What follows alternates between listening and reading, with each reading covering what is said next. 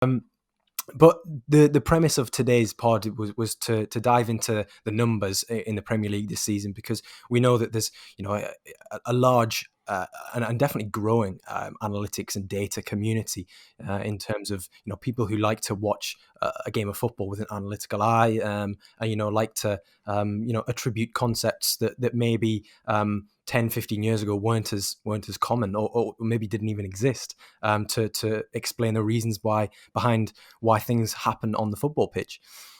So what we've decided to do, Mark and I, is to break down sort of the stats into goals, assists, defensive actions, and ball carrying, because they're sort of the four main pillars of football in the modern day. You can't get by without scoring goals. You can't score goals without assists, and to stop the goals, you've got to get some defensive actions in there. But I think it's best if we start with the goals side of things. And I'm apologies to Mark, who, for anybody who doesn't know, he's a Liverpool fan, but we are going to start talking about an Evertonian, which is particularly sore after last week's result. It's still too soon. But we have Dominic Calvert-Lewin this season, who has scored 13 goals and counting in 21 games. And that was quite a standout statistic, because he is the youngest player with 13 or more goals in the Premier League this season. But he also scored 13 last season, but in 36 games. So, that's 14, 15 games less he's played this season. Where do you think the uptick is from? Because, there's not been a huge deal of churn in terms of transfers for Everton. So it's not like he's playing in a massively improved team from last season. But, is there something in the data, Mark? I'm coming to you. Yeah, I mean, I guess the long and short of it is that he's getting into better quality chance areas. So the first thing you can look at there is his expected goals per shot. For each of the shots that he has, what is the quality that chance or that shot is going to go in. And that's it. Throughout all of his career, this is the highest XG per shot that he's had. It's 0.22. So on average, he's taking a shot that's of a value of a goal every 5 games. So, I mean, you can see that in the goals that he scored as well, right? Like, he's scoring a lot from the 6-yard box, or what they call, I guess, the second 6-yard box, just behind there. And almost all of his shots, and certainly his goals, are being taken within the penalty area. So he's getting himself into better positions and kind of optimizing his energy, I guess, on the pitch, and not just running around like a headless chicken. He's being far more shrewd in the shots that he's taking. So that's also shown in the numbers. I suppose it makes sense. We're using numbers to paint this picture, but if you're getting in goal scoring positions more often and you're getting the ball serviced to you, then naturally, in layman's terms, that you're going to score more goals, especially if you're as adept at football as Dominic Calvert-Lewin is. I think this season, just doing my digging, I found that 58% of his shots were on target, which is the third highest in the Premier League, and the highest percentage of any player with 50 or more shots. So, he's getting in these good positions, and as a byproduct of that, he's hitting the target as well, which obviously is going to give you a greater chance of scoring goals. So 1 every 5 shots is ending in a goal for Calvert-Lewin this season, which in layman's terms is not exactly a bad return. And that translates to his non-penalty XG. It's the second highest, I think, just behind Patrick Bamford with 10.2 this season. So that indicates that he is, with 13 goals, there's a slight overperformance there. But I mean, for a player of his standard, you'd be expecting him to perform a little bit better than the average striker, which is essentially what XG models are based on. Yeah, I think that's a really good point. And in terms of looking at that rate, and I was talking about under 23s as well, that rate per 90 XG per shot is the best of any forward under 23. And looking at it kind of at that stage is also really important to look at. And overall, aside from the under 23s, that rate is best for any forward behind Lacazette and Edinson Cavani as well.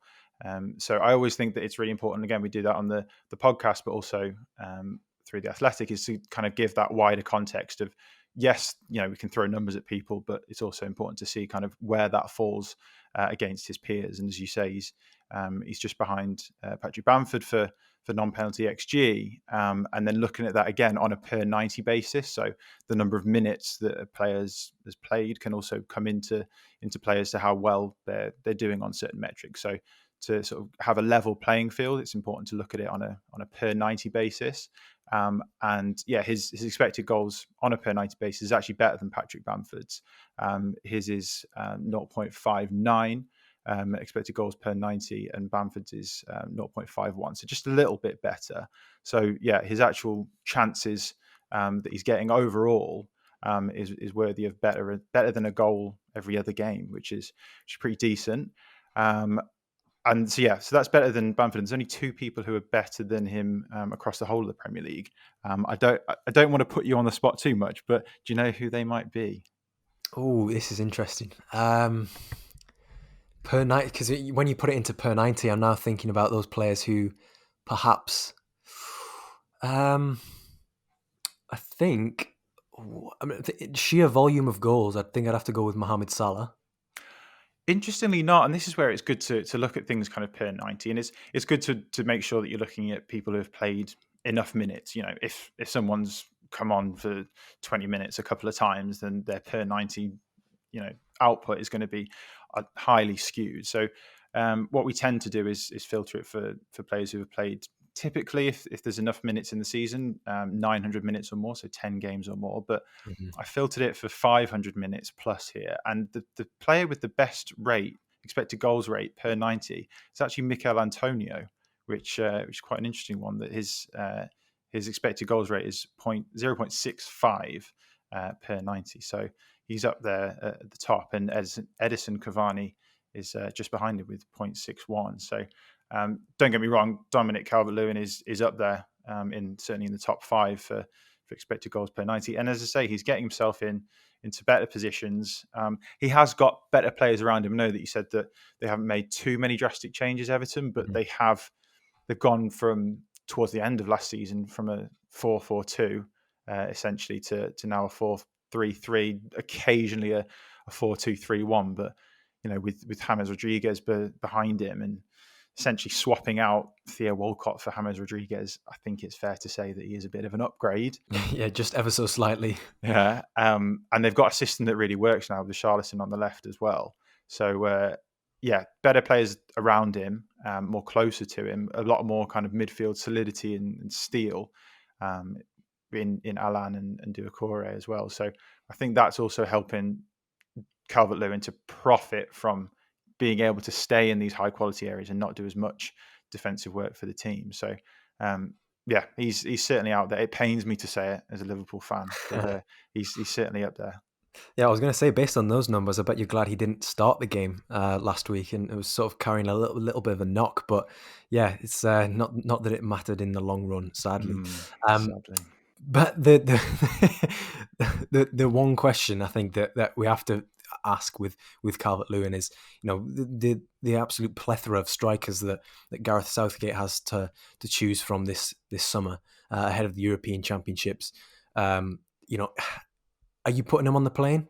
Yeah, absolutely. Yeah. I don't think there's any question of that. Yeah, I'd say so. I'd say obviously Harry Kane's a shoo-in, isn't he? I think Calvert-Lewin is a shoo-in as well. I mean, we've spoken about Patrick Bamford. I think that even though he hasn't actually got any international experience, I think there definitely is something to be said about picking players who are on form, and Bamford does so much off the ball as well as on the ball that I think he's definitely in with a shout of getting in the England squad as well. But yeah, Calvert-Lewin's had a taste of international football as well, hasn't he? He's done pretty well. And I think he's just got all the tools to play internationally. He's so aerially dominant. He's definitely, obviously got an eye for goal, as we've spoken about. So I don't see who would maybe get ahead of him, given that he's been in the previous squads recently. Yeah, definitely. And it was a good job that we discussed this and recorded this now. It's sort of towards the end of February, because I think next week he turns 24, which for anybody who's not aware is the scouted cutoff. And after that, you're dead to us. That's it. You're old. You're going in the recycling. That's it. You're finished. So I'm glad that we've managed to get a little bit of Calvert-Lewin love in before he goes, because he was great at the England unders, with the under 20s when back in 2017. So it's one player that I'm really sort of really pleased that it's kind of worked out for, because doing the hard yards at Everton, sort of when he perhaps wasn't scoring as many, maybe playing in a bit more of a withdrawn striking role, having to play with Theo Walcott rather than James Rodriguez, and maybe not having the influence of Luca Digne on one side. He deserves it. He's earned it.